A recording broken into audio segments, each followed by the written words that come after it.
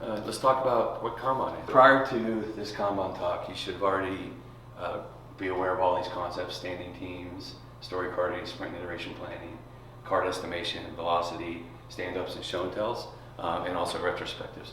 So I'm going to mention a lot of these terms. So if you don't know these terms, might be a little bit confusing for you. So today we're going to cover a whole lot of backlog. This is a lot of content. So this is usually one of the most heavily asked question and answer sections of the talk.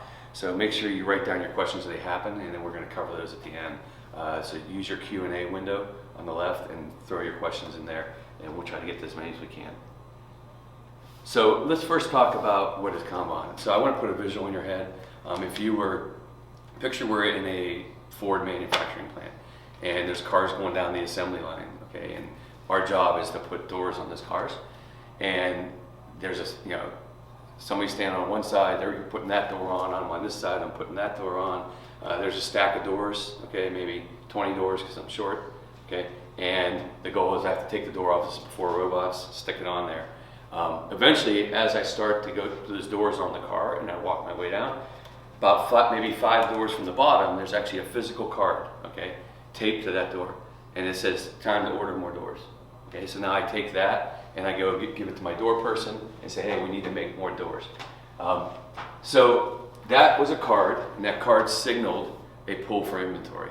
Okay, so why did we do this in lean manufacturing? Why was that important, right? If you think about one of the challenges is space, right, and inventory. So you don't want to have too much inventory. What if you aren't selling cars?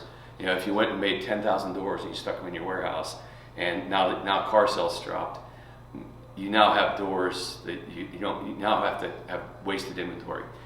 Also, what happens if you have a defect, right? So what if all of a sudden I go to put the door on and something changed, okay, and it doesn't fit quite right? Now I have 10,000 doors with a defect in my warehouse. So the whole point in lean manufacturing is to signal just in time that you need to pull more inventory. Okay, so that's great. Some people say, well, we don't make cars, right? So what we do is much more analytical knowledge workers solving problems. It's not that repeatable, but still there's a lot you can learn by studying other methodologies such as lean. So what are doors in product development? And go ahead, if you want to throw that answer out, just throw it in your chat window.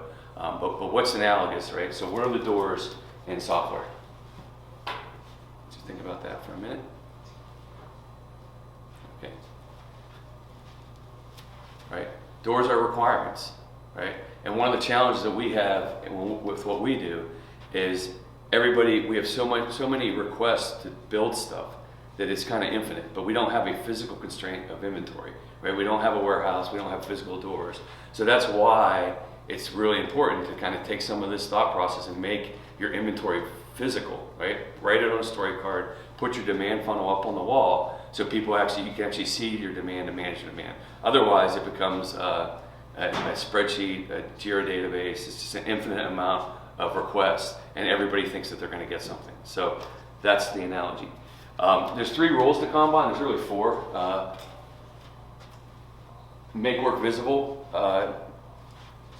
Strict queue limits, pulling value through, and the last one's explicit policy. So we're going to talk through all 4 of these rules and how we do this. Why do I like Kanban? When I was a Scrum Master, iteration manager in my day, it was hard to know where my constraints were on my team. So as a servant leader, I felt like I needed to help my team get rid of blockers, and it was really hard to know when you're looking at a story card wall where constraints were happening at. And so every day I'd study the wall, I'd listen to my team at stand up, I'd say, okay, where can I shift to try and maybe help alleviate something and get work flowing faster? It was really hard to know because we'd wait 2 weeks and then do a retro, and then we'd find out we didn't get all the work done, and it was just confusing.